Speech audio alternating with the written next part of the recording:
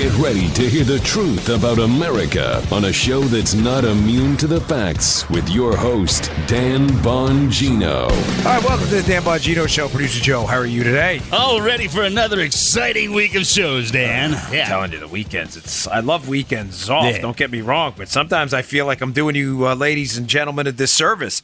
There's so much news that breaks even over the weekend. We had the White House Correspondents' Dinner debacle. What do they call it? The nerd prom? I just call it the dopey prom. I mean, nerd prom. Listen, don't compliment yourselves. Nerds. Nerds are usually the smart people. That's not you, media types. I don't know where you got that from. No, I'm serious. Like, where did you hear that you guys are the nerds? You're not. You're not. You're the dopes, okay? What a disgrace. This comedian, Michelle Wolf, losing her mind on the stage. For those of you who missed the story, the White House Correspondents' Dinner. I'm not going to dig into this. You're going to hear a ton of coverage on this today, but just quickly on it. It's this dinner where the media, the White House correspondents, the intelligentsia, all the smart people, I'm obviously being sarcastic, the media types gather to celebrate, Joe, themselves, how wonderful they are. Mm-hmm. You know, I'm wondering if we should have a Dan Bongino show dinner and we should all just pat ourselves on the back and give ourselves awards. Yeah. Dan Bongino gets the Dan Bongino Award for excellence. Like, you would laugh. You'd be like, is this guy an idiot? That's what happens at the White House Correspondents' Dinner. So they celebrate themselves. So this comedian, I want to be comedian. I don't think she's very funny, but Michelle Wolf gets up on the stage and just tears it. I was going to use the audio today, but I'm not giving this lady 5 minutes of additional fame. She gets up on stage, or infamy in her case, and just fillets Sarah Sanders with one of the most disgusting, hate-filled, nasty, horrifying set of jokes I've heard in a long time. And Sarah Sanders, of course, the White House press secretary, as you know, sat there with dignity and class and took it. I can't say I would have done the same. Yeah, man, me either. Yeah, I would have been butt right out of that seat. See ya, have a nice day. But you know what? She has a different style of me, and I've heard nothing but great things about her, and God bless her for saying, I'm going to take the slings and arrows and handle it with some dignity. And it was a disgusting event. The media just their credibility's obviously just completely gone. And whatever they thought they were doing this weekend to salvage it is just, I expect cuts from that dinner to be used in campaign commercials against the media and their Democrat Party propagandists. It's one and the same. I didn't even want to talk about that because I knew it was going to be so. I try to give you stuff no one else is talking about. All right, let me get into the show. Today's show brought to you by our buddies at Wax RX. Hey, when your ears aren't clean, they can get really uncomfortable. They itch, they're painful, and get plugged up, making it harder to hear. Many people use cotton swabs, candling, or drugstore remedies to clean their ears. But they really don't do the job. It can even be dangerous. I mean, even read the back of the cotton swabs. It says, don't put these in your ear. Now you can get a real solution for stubborn earwax. The Wax RX earwash system is doctor-developed and works safely when other products fail. My wife loves this thing, by the way. The Wax RX system is the method physicians trust the most, and it's just like the system they use in their offices. Wax RX comes with everything you need to safely clean out earwax and condition your ears conveniently right at home for less than the cost of a doctor's visit. The doctor-developed Wax RX system uses special wax softening drops to break down earwax inside the ear. It has a specially engineered pump fitted with a unique tip to gently deliver the perfect amount of cleansing pressure to flush wax away. Finally, the pH-conditioned formula rinses and soothes your ears, making for the ultimate, most complete earwax removal system available. Visit GoWaxRx.com to order your reusable earwash system today. Offer code DAN. We love promo codes. DAN, have it shipped free right to your door. That's GoWaxRx.com. GoWaxRx.com. And by the way, if you ever want to find our sponsors, go to Bongino.com/sponsors. And all of our stuff is right there. We get that a lot, that question. Okay. I didn't even know where to start because obviously we had the Correspondents' Dinner. Ronnie Jackson, the White House doctor, is now stepped down as the White House doctor in the most disgusting, horrifying political hatchet job I've seen in modern political history. A noble Marine officer who I knew personally, he's now stepped aside not only as the nominee for VA secretary, but also as the president's doctor in what is one of the most disgusting hatchet jobs, fake, bogus allegations against him. That's a damn shame. It is a damn shame. You're right, brother. And the Democrat Senator John Tester, who marshaled this effort from Montana, should step down too. He should step down as soon as possible. The man has disgraced himself. He's disgraced Ronnie Jackson. Anyone who defended this, Ted Lieu, the representative in the House of Representatives as well, the other Democrat who defended this hatchet job on Ronnie Jackson, you all should step aside too. It's disgusting. You do not deserve the positions you hold. We should start making it up, Joe. Hey, I heard John Tester has alien DNA. All right, yeah. Is it true? No, I heard it. I heard that. You know, well, then it's true. It must be because I heard it. It's got to be. Did you hear it? Yeah, I don't know what planet, but I heard it's you somewhere. Heard it too, so it's true, right? Out there in space. Tester has alien DNA. You ever see the new Alien movies, The Covenant, the new one, where the cyborg guy starts like melding DNA from aliens and all kinds of creatures? Tester, that's what he had. Of course, it's not true, but I heard it, so it's true. Ted Lieu, who tweeted me about this weekend, seems to think, hey, if there are allegations, we have to investigate them. Fair enough. Maybe it's a good idea to vet this stuff, though, before you make a political hatchet job out of it. You know what? I got serious news. I can't even deal with these idiots anymore. I'm so tired of them. Swamp rats. Disgusting. Tester, step aside. Do yourself a favor. And Montana, if you vote for this guy, I'm really, seriously, I'm embarrassed for you. I love Montana. I do. It's a beautiful place. Yeah, man. And I love the people there. But this guy has entirely disgraced himself. We are now the number 2 conservative podcast in the country. I am proud of that. I am thankful. Every single day, I'm thankful for the opportunity to speak to you. But please, if this show is worth anything, we have the ability to influence hundreds of thousands of people a day based on our audience. Please do not vote for this guy. I mean, seriously. This guy has embarrassed himself. Tester. You do what you want. I'm just saying he has completely embarrassed himself. All right. Okay. Major league breaking news this week. Unfortunately, it happened on Friday. And again, it's one of those, do we do a special episode or I wait to see how this thing fleshes out? And I'm glad I did. Of course, the breaking news was, how do we say, parsed by the media, Joe? Parsed by the media to reflect poorly on President Trump, when what really happened was a bombshell broke, destroying the entire Clinton, Obama, Trump, Russia narrative. If you've been listening to this show from episode 628 on, you know that you should know by now, based on the evidence we presented and the sourcing in left-wing media outlets as well, that Donald Trump's team was set up. The entire Trump-Russian collusion fairy tale was a pre-existing narrative packaged, ready to go, in the unlikely event at the time that Trump won. And when he won, they launched it knowing they put the pieces in play. Now, one of the ways I told you they did this is they incentivized or pushed people to move into the Trump orbit who had shady connections to Russians and Ukrainians. The people they pushed into the orbit who made contact with the Trump team, these people were dirtied up. The effort was to dirty up the Trump team too. Now, I've talked to you frequently about Sergei Milian, who is alleged to have started the Golden Shower story. He makes some connection at some point with Papadopoulos in the Trump sphere. Crazy. So he's talking to Christopher Steele and Fusion GPS, which put together the dossier, according to press accounts, about this Golden Shower story, and he magically makes contact with the Trump team. I've already told you about Alexander Downer, the Australian diplomat, who meets with Papadopoulos in this bar in London. That, according to the New York Times and the FBI, is the genesis of this whole investigation, because at that meeting, Papadopoulos is alleged to have told Downer about these Russian emails that the Russians have dirt on Hillary, is supposedly the quote. Downer has a connection to the Clintons folks. Downer's a friend of the Clintons. Downer's signed an MOU between the Australian government and the Clintons where they transferred $25 million. I know a lot of you heard this, but what happened Friday is critical because some of you may still be skeptical and say, well, just because all these people who approached the Trump team with dirt on the Russians, Joe, and all dirt on all this other stuff are connected to the Clintons, well, maybe it's just a coincidence. Yeah. But what happened Friday? Natalia Veselnitskaya, the Russian lawyer who meets with Don Trump Jr., Trump Tower. The left is always all over this meeting, right?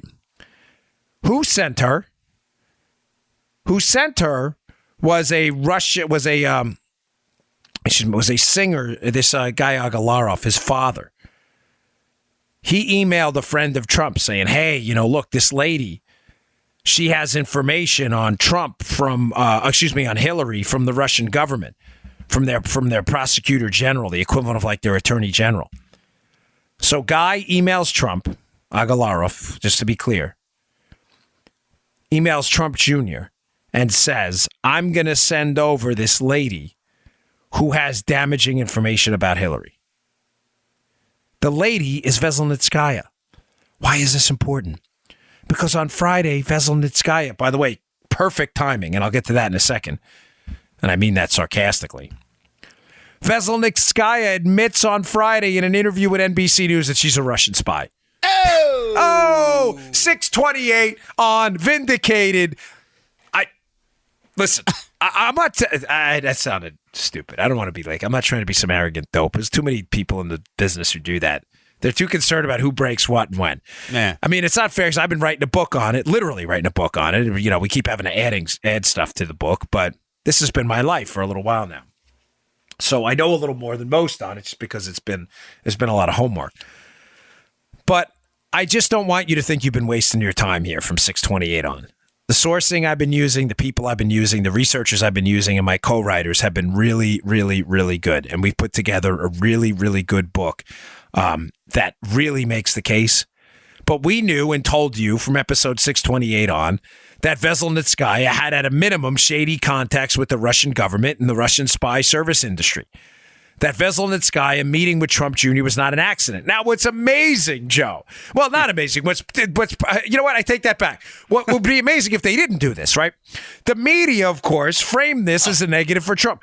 Trump met with Russian spy. I'm like, I can't believe the media, again, is missing the story. I have tweeted 5 or 6 times, even to Adam Schiff, slimy snake Schiff from California, who keeps promoting the collusion narrative, knowing it's false, by the way.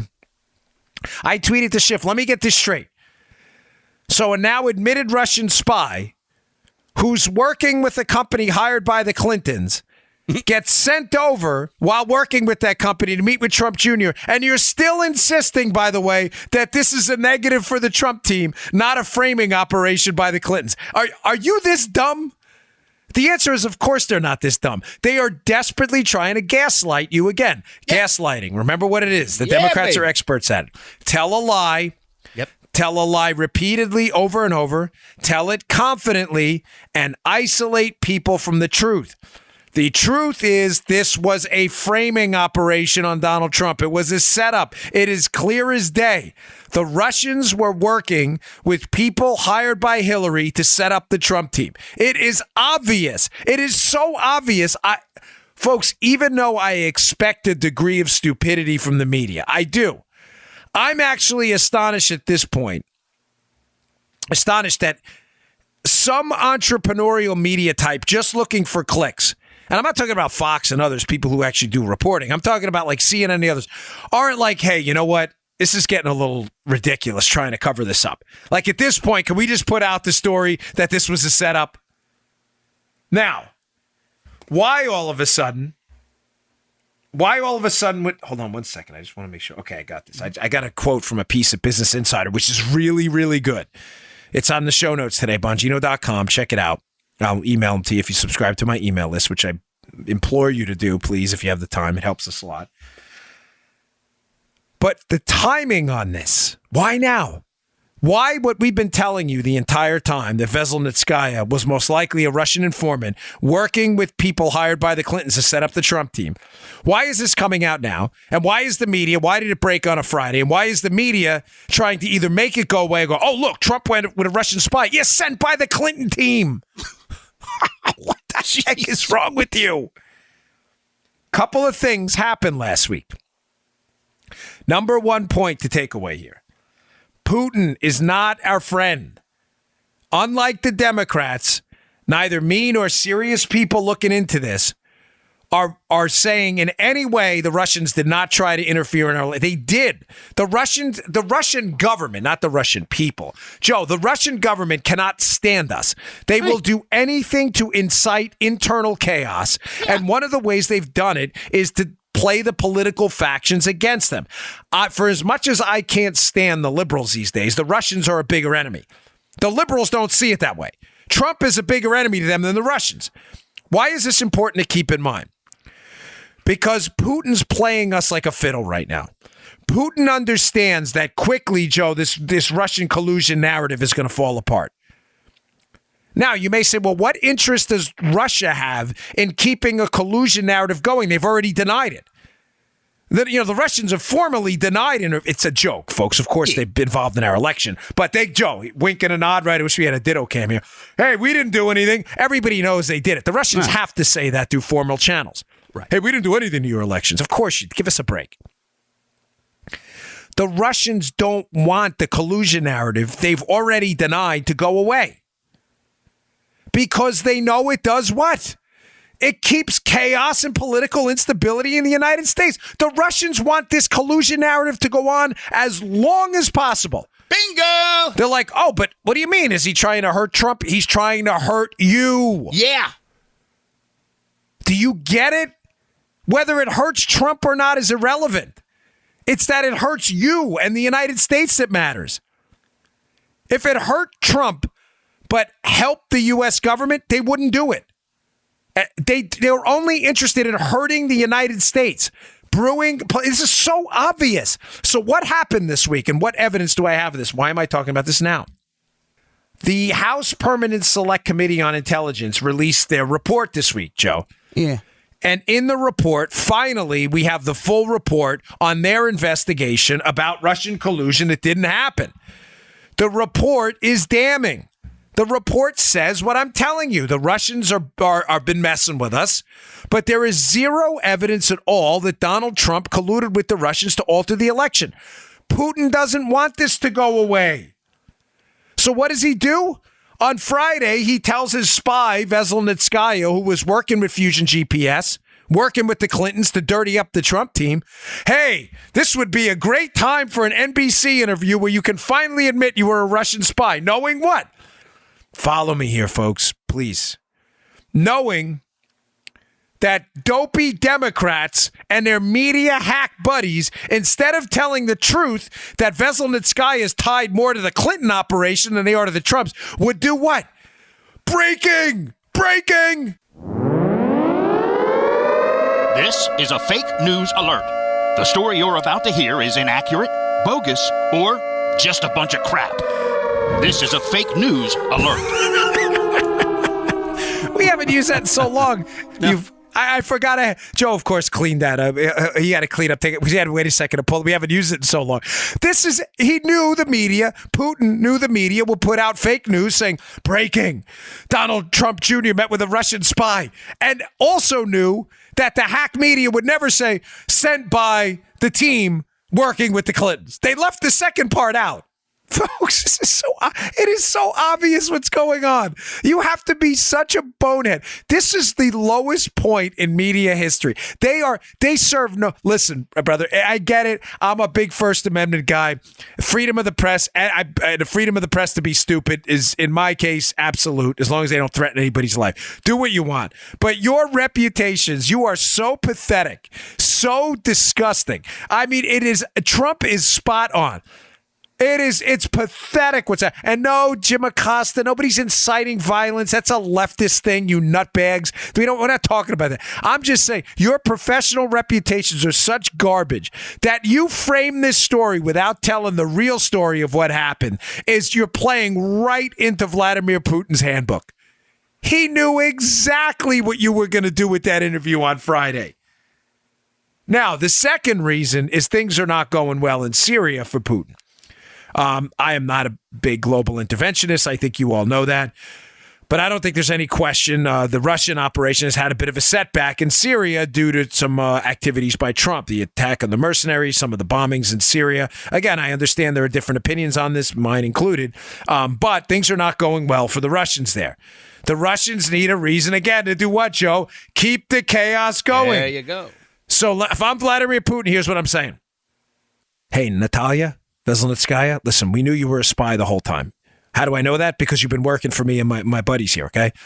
It's time to give an interview to NBC. NBC? Why would they give it to NBC? Oh, knowing NBC's not going to ask any real questions, right? Yeah. Like, hey, were you working with Fusion GPS? It was working with the Clintons. Do you know that? Like, let's leave that out of it, right? So, or not at least probing deeply enough on it. They give this interview to NBC. And of course, breaking, Donald Trump Jr. meets with Russian spy. Now, from this Business Insider piece, it says, of course, she contradicted her earlier statements in an interview with NBC News and aired on Friday. Her earlier statements, Joe, to be clear, was she was not a spy, which, again, if you've been listening to the show, you already know is BS. Fake news alerts. I remember that because somebody asked for that in email. Like, you got to bring that back. Okay, she said, and Veselnitskaya, this is a quote, I am a lawyer and I am an informant, she said. Since 2013, I have been actively communicating with the Office of the Russian Prosecutor General. Okay, thank you. We already knew that, but I'm glad you finally confirmed it. And this is interesting now. Trump at the rally on Saturday night said something. This is why the Business Insider piece, good pull by them. Speaking about the revelation, talking about what Veselnitskaya said, Trump on Saturday night said, you know what? If she did that, it was because Putin and the group said, you know, this Trump is killing us. Why don't you say that you're involved with government so that we can go and make their life in the United States even more chaotic? Sound like what I'm telling you? Folks, I don't talk out of my caboose on the show. Trump is telling you when I'm in the speech on Saturday night exactly what I'm telling you now. You think Trump does... Guys, ladies, he's the president of the United States. He gets the PDB, the Presidential Daily Brief. The hottest intelligence from around the world. You think he doesn't have sources in Russia and a good read on exactly why Putin sent Veselnitskaya to do this interview on Friday? The whole reason was to keep the collusion narrative alive, knowing exactly what the media was going to do. Donald Trump Jr. met with Russian spy. Sent by Hillary Clinton's team. No, let's leave that part out. That's what happened, and Putin was absolutely right. Okay, there was more breaking news. Some major nuggets. Well, it's kind of internal breaking news. But again, we're doing a lot of homework for the book. So we've been scouring through these texts. I found something in the text really, really interesting that I missed on Friday's show. And I'm like, damn, how did I miss this? So I found it over the weekend, and it's a major league bombshell. All right, let me get to that in a second because this is going to require some explaining. All right, have you guys tried Thrive Market yet? If you haven't, give it a shot. My wife can't shop anywhere else anymore. It's a revolutionary online marketplace on a mission to make healthy living easy and affordable for everyone. You can shop for thousands of the best-selling non-GMO foods and natural products. By the way, they're not kidding when they say this. Always at 25 to 50% below traditional retail prices. If you go to Thrive Market, you will not be able to shop in a supermarket again for these healthy food products. You won't. You're just going to be like, oh, I've been getting ripped off the whole time. Check out the Thrive Market brand products for extra savings, and they're the highest quality ingredients, too. They have even more affordable prices than the current premium products carried on the site. I like the apple cider vinegar there. I like the coconut oil. Those are my two favorites, but I mean, really, it's just got the list of great products that goes on and on and on. You get everything you need. Non-GMO foods, snacks, vitamins, personal care products, safe and non-toxic beauty products, kitchen staples, organic baby food, kids products, and much, much more. And here's the thing. shipped right to your door. We love it. You can even filter the catalog by your values and dietary preferences. Save you a whole bunch of time. More than 70% of the Thrive Market catalog, folks, cannot be found on Amazon. It's the largest retailer in the country that sells exclusively non-GMO groceries. You will not shop anywhere else if you go to Thrive Market. You won't, because you won't be able. You can't beat these prices, right? Here's the deal they're going to make for you now. Well, but let me just tell you this, though, too. It doesn't make any sense that a lot of these non-organic products cost more than organic natural products. And now, for the first time in history, shoppers, you can easily access these wholesome alternatives to these conventional products found at traditional supermarkets at the same prices or lower. In their case, much lower. I got an offer for you, and it's a good one. You can get $60 of free organic groceries plus free shipping and a 30-day trial. Listen to what I just said. $60 of free organic groceries plus free shipping and a 30-day trial. Keep in mind, Thrive Market's prices are already up to 50% off. And now they're giving you an extra $60 in free groceries plus free shipping. Here's the website. I love this place. That's why I'm sounding so professional doing it, because I really dig their chili. They're great. They're great. Their prices are unbelievable. My wife is like, that can't be right. Is the decimal point in the wrong place? No, that's right. ThriveMarket.com/Bongino.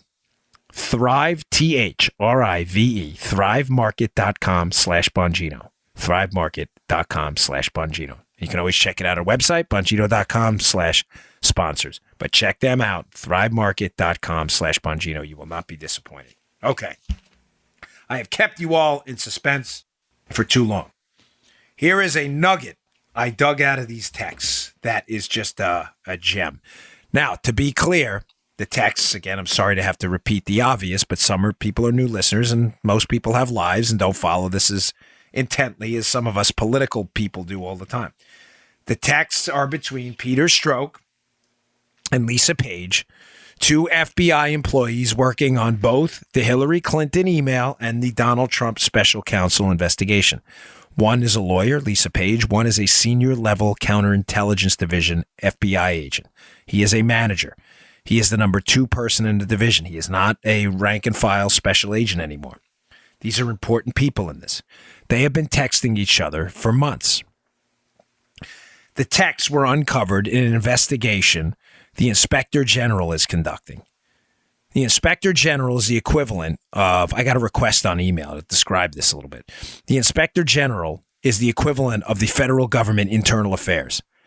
The Inspector General, there are Inspector Generals from many departments.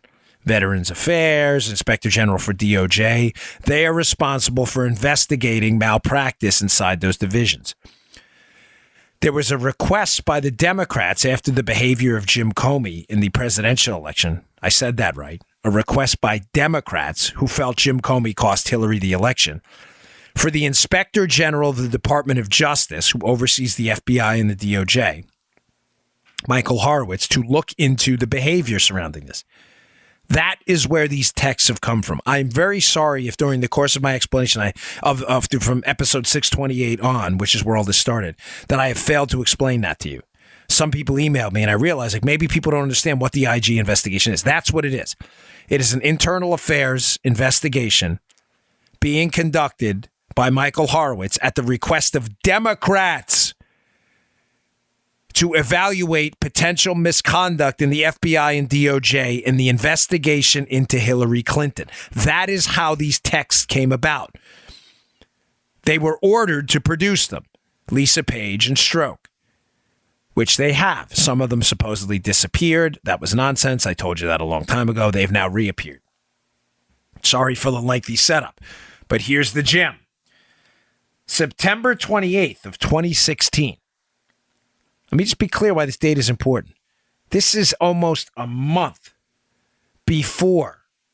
Matter of fact, it is a month. It's actually a month before the letter Jim Comey sends to Congress 10 days before the presidential election, reopening the Hillary email case. Everybody remember that? 10 days before the presidential election, the Clinton-Trump election, Comey sends an email to Congress saying, hey, we found this Anthony Weiner laptop, new Clinton emails. Remember, the Dems lost their minds. The text I'm about to read you, folks, pay close attention, is from September 28th October 28th is when the letter goes out to Congress. The text I'm about to read to you is from a month before. Here we go. Stroke text page. I got called up to Andy's office, likely talking about Andy McCabe, the deputy director of the FBI, who's since been fired. Got called up to Andy's earlier. Hundreds of thousands of emails turned over by Weiner's attorney to SDNY, Southern District of New York. Includes a ton of material from Spouse. Spouse was Huma Abedin, Hillary's assistant. Sending team up tomorrow to review. This will never end. How did I miss this on Friday? We were culling through this stuff, and you're like, gosh, you can't.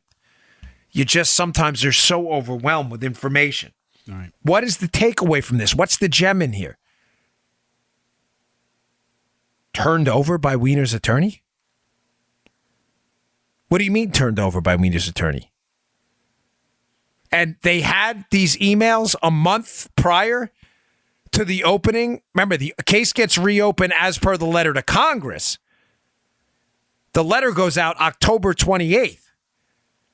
What the was happening between September 28th and October 28th? Turned over by the attorney. Let me walk you through something quickly. This is where I think I can value add for you as a former cop and federal agent. Cool. There's only a few ways to get your hands on evidence in a case. If I'm investigating Joe for felonious mopery, and I think there's a computer with indicators of mopery on the computer, there are only a few ways for me to get that. Joe can abandon it. You know, Joe could throw it out in the garbage. I mean, we do garbage runs all the time. It was gross. It was the worst part about being an agent. You'd go through people's garbage. They abandon it. They have no right to privacy. They threw it out. Right. You can consent to turn it over. Hold on to that one. I can say to Joe, will you sign this and give us your laptop? Yes, I sign it. I never like doing that, by the way, as an agent, because what do you think that happens later when you find evidence on the computer? What do you think the bad guy says? I didn't consent. Yeah, but you signed it. Yeah, but you made me sign it. It happens every time. You're better off just getting a warrant. Trust me, every time. So you can consent to turn it over. You can get a search warrant. Obviously, we just talked. That's an obvious one. There's a hot pursuit exception for emergencies. You know, you chase someone into a house who just shot someone. You find a gun. You can chase them into the house. You don't have to get a search warrant. Hey, guy's got a gun. Just killed someone. We need a warrant. That's not the way it works. There's a motor vehicle exception. It's not a law class, but because cars are mobile, there's like a lungeable, grabbable area exception to having to get a search warrant. There's a search incident to a lawful arrest provision. In other words, if I arrest you and as I'm taking you in, I have to pat you down. I'm not going to put you in jail with razor blades in your pockets. Right. If I find razor blades that were used to kill someone, I didn't get a warrant, but I have the evidence. There was no warrant, but it was called SILA, search incident to a lawful arrest, right? There's a plain view doctrine. If I walk up to your car and you're smoking a joint without non-tinted tinted windows in some respects, and I see you smoking a joint, I don't have to say, hold on, I need to go get a warrant. Finally, there's the stop and frisk provision. If I stop you on the street pursuant to reasonable suspicion you did something wrong, and I pat you down for my own safety, and I find a pistol on you just shot someone with, I don't have to get a warrant. Why is any of this important in regards to this text? Folks, this text was sent a month before he notified Congress. The lawyer turned over the emails. Why would they do that? What was Anthony Weiner and his lawyer, what were they doing? I don't think the whole story here has been told. In other words, if Weiner was cooperating, Joe, why else would you consent to turning over emails from your computer? No, remember now, folks. Do you remember Anthony Weiner, Huma Abedin's spouse? Huma's Hillary Clinton's right-hand woman. Not literally, because I had so most overused word in the English language, but almost literally. She's at her right arm almost all the time. I know Huma from the Secret Service. They are like two peas in a pod. They're almost never apart. Huma is married to Anthony Weiner. So Weiner, by default, is in this Clinton sphere. Yeah. Huma was sending potentially classified information definitely sensitive information, onto our own account, that some of it turned up on Wiener's computer, whether she was forwarding it to it, whatever it may be. Wiener's computer becomes evidence in a case where Wiener is texting inappropriately a 15-year-old girl, which is pretty disgusting. But that's not what we've been told. We've been told, Joe, the laptop was seized, the Wiener laptop. But that's not what this text says. How did I don't know how I missed this. Let me read this first part again. Okay. This is Stroke, who's investigating this. Got called up to Andy's office. Hundreds of thousands of emails were turned over by Wiener's attorney to Southern District, including a ton of material from the spouse, Huma. Folks, was he cutting a deal? I hear you hear the bird singing? Not yet, but you may. That Wiener, that's this guy. Yeah. The jailbird now. Of course he's trying to get out. There's something going on here. Some degree of cooperation is clearly happening where he's trying to cut a deal. The problem, Joe, is as far as we know, we don't know what kind of deal was cut. Now, why is this interesting? Because if you remember my show from last week, there's a couple other dates here. So we know now from Stroke's texts that the Songbirds start September 28th of 2016. Okay. Clearly, for those of you who may have missed that, me and Joe have a weird sense of humor. September 28th, Wiener's attorney consents to turning over these emails. There's no warrant yet we know of. Okay.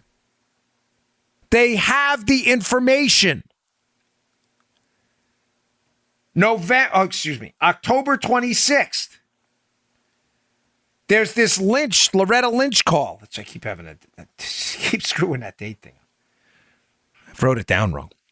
October 26th is that Lynch call, that infamous Lynch call we talked about last week with the Eric Prince case that Prince is referencing. Loretta Lynch calls up the New York field office of the FBI.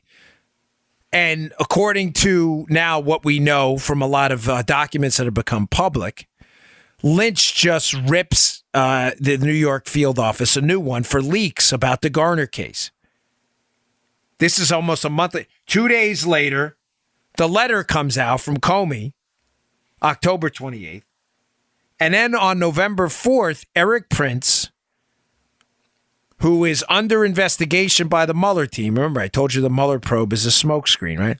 Eric Prince gives an interview on Breitbart News, we played the cuts from it. If you've been a regular listener to the show, I think it was one of last week's shows, where he says some of the most incredible things I've ever heard. That Loretta Lynch, Prince's interview on Breitbart is amazing. He says Loretta Lynch was using the death of Eric Garner and a potential DOJ probe. Eric Garner was involved in a use of force incident with the NYPD and died. It was the chokehold case, or that's how they called it in the media.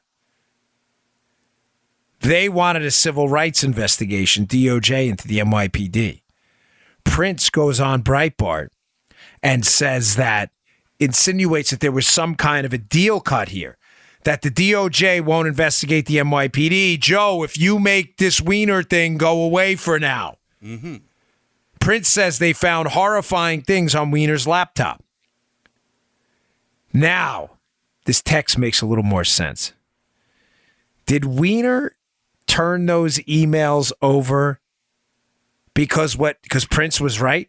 What they found on the laptop was so disturbing that Wiener's attorney was like, hey, brother, this is some really bad stuff. We better come out, cooperate early, cooperate strong, and turn it all over now because you are going down.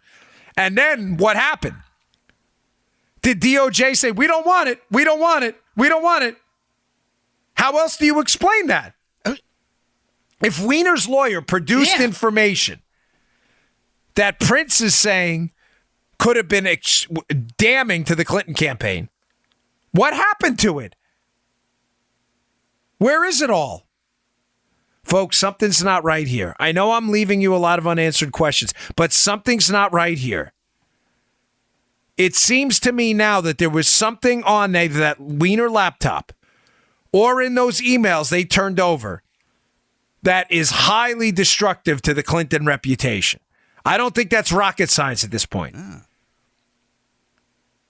The way this worked out, I don't know how I missed this text. I can't believe it. It turned over by Wiener's attorney. You do not get your client to cooperate. It would be legal malpractice if you don't have something damning, and the FBI doesn't have something damning on them. There's no way. Wiener was probably cooperating against the Clintons. And oddly enough, the DOJ was like, yeah, he was probably singing his little heart out. And DOJ, from the Lynch side, are the ones sitting there going, I don't know if we want it. I don't know if we want it. It's 10 days before the election. Something's not right, folks. It's not right. Okay, I got a lot of other stories to get to, but those are the new breaking news items on that front. So today's show also brought to you by our buddies at iTarget. You know I love iTarget. Why? Because if you have a firearm, you have the responsibility, to learn how to use that firearm proficiently. Excuse me, folks. Gosh, sometimes I hate the words. Use the firearm proficiently. It is your responsibility. You know, we had a line in the Secret Service. You are responsible for every round. And they meant it. No round was to leave that gun anywhere near the president in a law enforcement situation, anywhere otherwise, if you didn't know exactly where that round was going. First-time firearm owners, you want to learn how to use a firearm in the safety of your own home? This is a product for you, too. Law enforcement officers, military, sportsmen, hunters, this is a terrific, absolutely wonderful product. Can't recommend it highly enough. It's called iTarget. The website is itargetpro.com. That's itargetpro.com. What is the iTarget Pro system? They will send you a laser round, which you drop into a safely unloaded firearm. You check that firearm till it's clear. You check it twice. You check it 3 times. You make sure that firearm is safely unloaded. You drop in a laser round. iTarget Pro will send it to you. They'll send you the target as well. And what'll happen is when you dry fire the firearm, because it's an inert round, it's not going to go off, obviously, it emits a laser. And now you can see where that round would have gone. The problem with dry firing, in other words, firing a safely unloaded weapon and working on your trigger control and your sight alignment, is you don't know where the round would have gone. Now you can see that it emits a laser. I've got people who send me their targets because it captures it on a phone app. It's the coolest thing ever. Monday, they're a little erratic. By Friday, they're like pistoliers. It's amazing. This is one of the best products out there. Can't recommend it highly enough. The website is itargetpro.com. That's itargetpro.com. Promo code Dan. Okay, I got a little bit of debunking to do. I miss my debunking stuff. You know what? One more thing. I'm sorry. This is important. During the research for the book, a hat tip to one of my co-authors, we came up with another angle on the Veselnitskaya, the lawyer meeting. I didn't get to it in the beginning, so I wanted to be sure I got to that text. But this is important, too. We found something there. It's been out there for a while, but the connections with this guy are really disturbing. There was another person in that room when they met with Trump Jr. Renat Akhmetson, if I'm saying the name wrong, forgive me. But interestingly enough, Joe, just showing you again that this Veselnitskaya meeting was probably a setup on the Trump team to dirty them up. This is from the New York Times, hat tip to Denise, who picked this one out. So just to be clear, this guy shows up with the Russian lawyer. What's his name? Akhmetson. He has an association with a former deputy head of a Russian spy service, the FSB, and a history of working for close allies of President Putin. Twice he has worked on legal battles for Russian tycoons whose opponents suffered sophisticated hacking attacks, arousing allegations of computer espionage. This is crazy. Listen to this part. He helped federal prosecutors bring corruption charges against the American businessmen in the former Soviet Union who turned out to be working for the CIA. They also turns out this is amazing. Akhmetson made his way from Russian spy to Washington lobbyist through Edward Lieberman, a lawyer with corporate and political clients in the former Soviet countries, who was married to President Bill Clinton's former deputy chief of staff, Evelyn Lieberman. Nothing to see there again, folks. Do you understand how all of these? This is, by the way, it's all in the book. I'm giving you a little preview of some of the stuff we've been writing. Everything goes back to the Clintons. I wanted to get to that before my debunking story because it's important. Okay. One of the things you've been hearing about the tax cuts, which is mythical, is that, they're all going to stock buybacks. Well, we got the numbers. Now, I want to be crystal clear on this. The economics of stock buybacks, the Democrats understand that stock buybacks. So the Democrats love playing class warfare. That's their thing. So they know that by saying, this tax cuts, it's all going to rich people and stock buybacks and the accumulation of wealth in the stock market, we're all being screwed over. Folks, if a company gets a corporate tax cut and takes that money and buys back its own stock, that's those stock buybacks. They affect pension funds. A company can only do three things with money, right? It can consume it, it can invest it, or it can spend it. It can consume it internally. It can invest it in other companies, or it can spend it on things like dividends, where it returns it to shareholders. There's nothing else the money doesn't disappear. So there's nothing inherently bad about stock buybacks. But when you're a liberal who has no concept of how basic economics works, or if you do when you're a liar, that sounds really evil. The numbers are out. This is from James Freeman, hat tip James Freeman, the Wall Street Journal from this weekend. Among the 130 companies in the S&P 500 that have reported results in this earnings season. Here we go, Joe. Capital spending, in other words, investment, which is a good thing, increased by 39%, the fastest rate in 7 years. Data compiled by UBS AG show. Meanwhile, returns to shareholders are growing at a much slower pace, with net buybacks rising 16% and dividends saw an 11% boost. So not only do you not understand basic economics, how companies can consume, invest, or spend the money, it doesn't disappear. Either way, it gets back into the economy. Nobody burns it. Even then, your premise that stock buybacks are dominating all other forms of use of that money from the tax cut is categorically, factually wrong.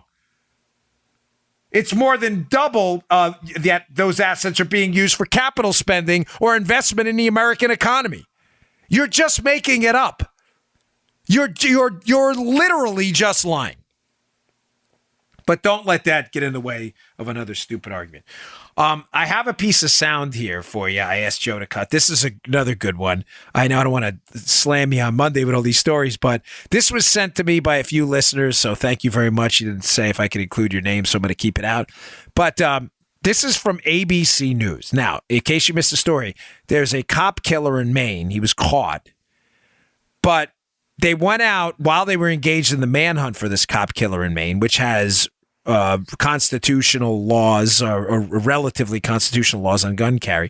And they started interviewing people during this manhunt. You know, the gist of the interviews being, hey, you guys scared? There's this cop killer running through your neighborhood. I cannot believe this actually aired on ABC. I want you to listen to the response from this guy. He's probably got more to worry about from us than we have from him. Everybody up here shoots. Everybody owns guns. Say hello to my little friend! Dude! How did ABC News get Scarface in there, too? That was a little Joe edition. ABC aired that? I only say that because ABC is obviously in the tank for gun grabbing, gun confiscation. That's their thing. I mean, they're ABC. It's a media outlet. They hate guns. They do. They hate the Constitution. They hate the Second Amendment. I mean, they just can't stand it. Maybe they don't hate the Constitution, but they definitely can't stand firearms, even though most people use firearms to protect themselves and for legal reasons, obviously. Matter of fact, the rate of crime amongst concealed carry holders is lower than that of police officers. Yeah, I said that right. Cops commit crimes more than concealed carry holders. But again, don't let that get in the way of a stupid argument. But I'm just astonished. I'm going to cover that in my NRA TV show tonight, too, with the video, because it's just, I'm stunned ABC aired that. The guy's like, nah, we're good. We all got guns up here. He's got a little bit more to worry about than us than we do from him. All right. Amen, brother. I'm just astonished today on ABC News. There's nothing groundbreaking. I don't have any deep analysis. It's a media story, not a story about that guy. Because I can't believe ABC put that on the air. That legal, law-abiding gun owners actually own guns and don't look like maniacs and now can defend themselves against a homicidal cop killer. Astonishing. I don't think ABC even understood what they did. Okay. A couple more stories. On the Fanu front, we're putting a shirt together. Bolo, Fanu. Now, if you listened to the show last week, you get the joke.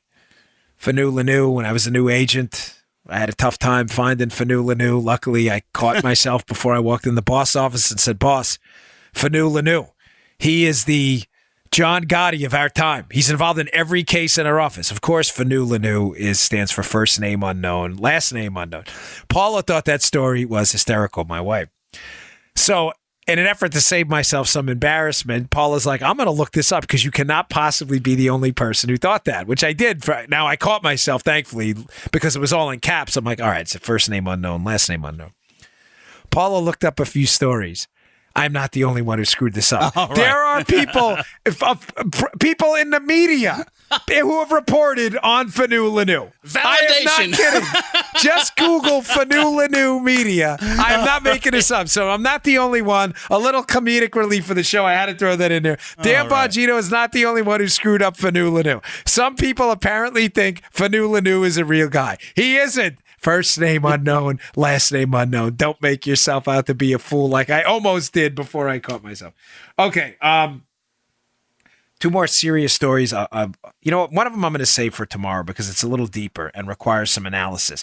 The gist of it, though, is that there's been some stuff uncovered about George Soros and some money. And it's on a conspiracy. You know, George Soros is always the boogeyman. But about funding of this operation into Trump, and it is really frightening stuff. It came out in the House Permanent Select Committee and Intelligence Report, and basically there's a lot of left-wing money still funding attacks on Trump. But it's interesting how the money's working. So I'm going to get to that tomorrow, but because it's going to require a lengthy explanation. But it's an important story. But one final note: I have a good story about what's going on in North Korea now. Again, you can have issues. It's a free country with the way Trump handles himself. I support the president. I like him. I think he's a nice guy. I've had the pleasure of meeting him, not often, just once, but we had a pretty good conversation, and it was great. I walked away with a really good feeling about him. What's happening in North Korea is astonishing. Not only that it's happening, but that I don't do a lot of foreign policy on the show because there's so much going on. Interesting, because we cover the Russia thing, but that's more of a domestic story, sadly. What's happening in North Korea is just amazing. Not just what's happening, but at the breathtaking speed it's happening at. So I don't know if you missed it on Sunday, but the North Koreans are now saying that they're going to dismantle this nuclear test site, and they're going to do it publicly for all the world to see. Listen, let's just be clear, okay? I love the president. I think he's a good guy. I think he's doing the right thing. But I think everybody's taking this with a healthy dose of skepticism. We've been down this road before. I am not in any way naive to that. You're free to email me, but I get it. Please, if you're going to send me emails, don't trust the North Koreans. Let me just stop you. I agree. Don't waste your time. You can, but I agree with you. You're just wasting your email. I'm with you. But folks, this is an unquestionably positive development. If the North Koreans agree to dismantle a nuclear test site and we can verify it, I'm great. I'm game. This broke on Sunday. Like, this is happening at breakneck speed. But there's an interesting theory out there in a Forbes article I'll have in the show notes today, which is really, really good. And by the way, some of the snippets of these texts, I'm going to try to find a piece to get up there at the show notes, too, where you can read them yourself. But there's a really good piece in Forbes today about how the North Koreans may have no other choice at this point. It appears that, Mount Mantap, where they had a nuclear site where they were conducting underground testing in the mountains, Joe, that they've done so many nuclear tests that they've actually collapsed and destroyed the whole mountain. Now, what's the problem? Obviously, the problem is you lost your big nuclear test site. But secondly, there's been some kind of a stovepipe generated where radioactive waste is starting to leak out like a chimney. Oh. Now, where is that radioactive waste going to go? A lot of it's going to go towards China because it's close to the China border. Right. I will bet you, of course, Trump knows this. This is not, he knew this before any of us did. But he's shown some pretty hardcore negotiating skills. I can almost guarantee you he's pushing the Chinese going, look at these idiots. They blow up a mountain. They're dumping radioactive waste into your country. I mean, you got to get with it, fellas. We got to fix this thing. I'm not saying it was the only factor that played into it, but I think the North Koreans are getting desperate. I don't think there's any question right now the country is going broke. They have almost no hard currency left. They are in real trouble. And Trump may be onto something here, folks. And if we can get a genuine peace treaty and verified denuclearization of that peninsula there, I mean, does the guy get the Nobel Peace Prize? I'm not kidding. I'm not even messing around. I mean, they gave Obama the Nobel Peace Prize for showing up. I don't know what he did, but for showing up, how do you not even consider Trump with that? We'll see. I'm skeptical. We should be skeptical. We've heard this before with the Palestinians too, and look what happened. We're back where we were. But we should not run away from unquestionably positive developments. And if they're going to deconstruct a nuclear facility and one of them has collapsed, then this is a good thing. Read the article, though. It's interesting. It's short, sweet, it's in Forbes. I'll put it up in the show notes today. Hey, thanks for tuning in. I really appreciate it. By the way, this week's going to be a busy week. I'll be at the NRA convention. I'll be recording from the road, which I always like doing. I get a flavor for what's going on out there. But if you're at the NRA convention out in Dallas, come by and say hello. I'll be at the NRA TV booth, so I'll see you there. Take care. You just heard the Dan Bongino Show. Get more of Dan online anytime at conservativereview.com. You can also get Dan's podcasts on iTunes or SoundCloud. And follow Dan on Twitter 24/7 at DBongino.